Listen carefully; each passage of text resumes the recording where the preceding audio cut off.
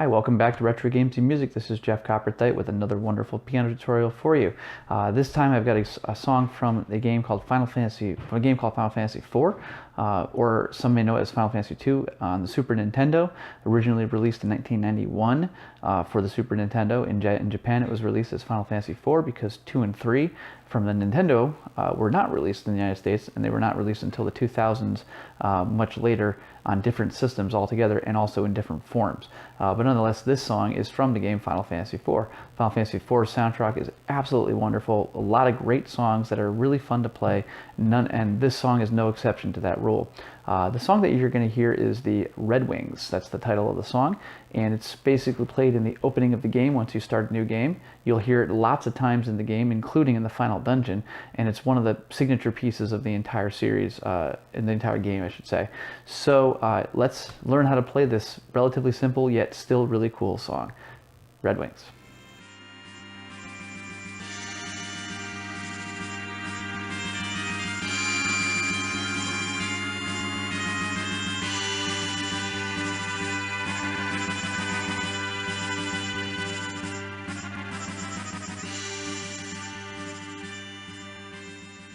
Okay, so let's start with learning this Red Wings song by playing the left hand first. So the left hand in this song is really pretty straightforward. The hardest part about the main part of the song is playing the left hand in rhythm. So you're pretty much playing this G right here. Here's middle C, G is down here, so we're now a full octave below middle C, and you can play this down here. You can pretty much play just this note. The right hand's going to be doing a lot of other things for you to worry too much about what's going on in the left hand. So you're going to be doing, it's a quarter note, and then it's a triplet, and it's 2 eighth notes after it. So it goes quarter note, triplet, quarter note. Right, so you're pretty much playing it like that rhythm. It'll make more sense when you hear it played alongside the right hand, but you're pretty much playing that note and that rhythmic pattern for 2/3 of the song. So you're playing, and I'll kind of preview it real fast. What you're playing is,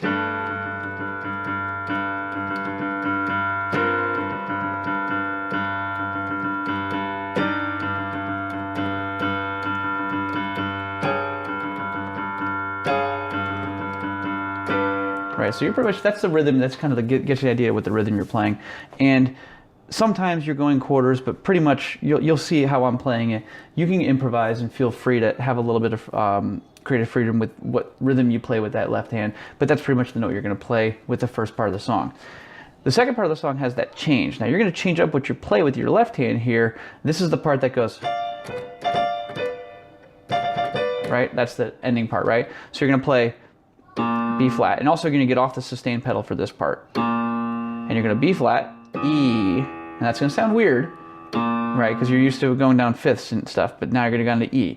Then you're just going to go up a minor third, basically picking up your hand and just going D flat, G, and then D flat, and then back to B flat, E, B flat, and then D flat, G, D flat, and then you're going to go A flat, A, bum, bum, bum, bum, and you'll recognize that because that's that opening, and that sounds like this, right? So that, right, and we're going to talk about that when we play the right hand as well, but that pretty much is the left hand. You're going to be pretty much on the sustain pedal when you're playing the G part.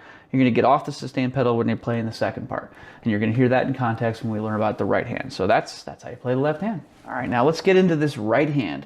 The right hand of this song is going to take some practice. It's going to just take a little bit of getting used to as far as what you're playing and what you're kind of going with, because there is a lot of ambiance to this song, and we're going to try to recreate some of that ambiance, for a single-handed piano, and we're going to do most of that work in the right hand.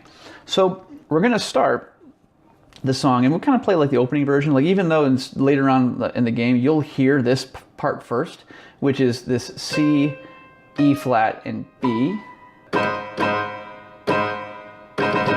Right? So that's that opening, right? So C, E flat, and B on the right hand, combining with the left hand A flat, and you get that nice, recognizable part of that song. And then we're going to go right into the beginning now. So we're going to play, and we're going to go with this A, D, and G. Now, I sometimes have played it with G, D, and G, but to me it sounds a little flatter, so I actually like making this an A instead. It sounds a little fuller like that. So I go A, D, G. This is middle C here, so we're close to middle C. And I'm going to pretty much play the left hand along with this too, so you can kind of get a feel for that rhythm. And you're going to play that, right? That starts the measure. Now you're going to jump into melody. So, right? So you recognize that right away. So that's D, and then jump up to D, C. Now the fingering is going to be a little different because, like I said, we're going to kind of capture some ambiance by playing chords at the start of each measure along with those melody lines, right? So we're going, so it's going to go, right? So that's the next chord, which is a C, F, and B flat. Right? So that goes, you're playing B flat here, A, C, B flat, and then G, right? And you're still on that G on the left hand. Now you're going to play another chord. You're going to drop the fifth. It's basically an E flat major 7 chord, but you're going to not play the B flat. Right? So you're just playing E, G, and D. E flat, sorry, G and D. And you're going to play that. Now this part is a little tricky, this part next that comes up. So you go that chord, and you're going to play a G once again, and you're going to hang. You're going to bring your hand and your thumb to the next octave above middle C, this C right here. And you have a very tricky part. This is gonna, you might even see me make some fingering mistakes a little bit when I play this live, but you're gonna go C, D, E flat, F, and then instead of playing the pinky, you're gonna stretch and you're gonna play A flat, D flat, and the G at the same time. So together it sounds like this. See? There you go, like that, right? So that's gonna take some practice. Live, I still kind of slip sometimes and get my pinky on this G flat before I get to the G, and sometimes even the A flat like you just saw. So just practice that. Make sure you start with the thumb though, because if you start with any other finger, you're going to run out of fingers and you're going to have a hard time hitting that combination. So C, D, E flat, F, right? There you go, right? So they play that chord, and you're going to hang on that chord, then you're going to go F. You're going to drop this pinky, to the F, still playing the A flat and the D flat. And then you're going to go E flat, C, G, right? With this B on the top. So all together that goes like this.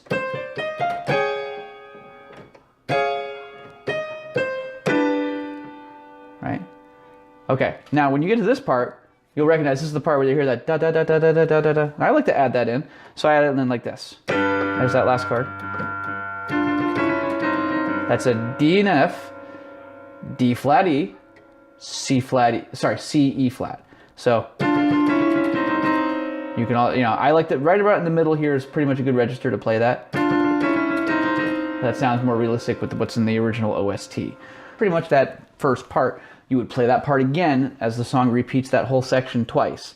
So you would play that twice, and then you go into the ending part, which is for the right hand. You can play it. You can simplify it by just doing this. You can do F and D, and then going A flat and F. I like to make, again, adding some depth. I like to throw in a third below on each of those notes. So I go like this.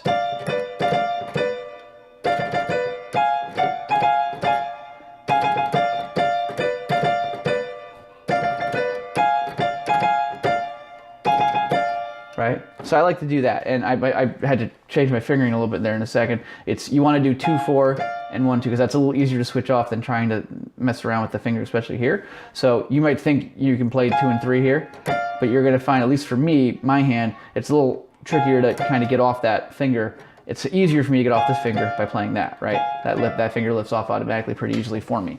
So you're going D and F, and then B and D. And if you choose, if you don't like that, if that's hard for you to play, just play the top note.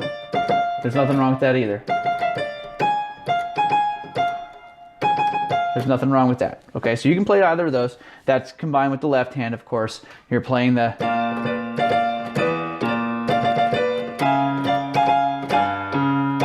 See? That's why I gotta make sure I get that 2 and 4 in there, right?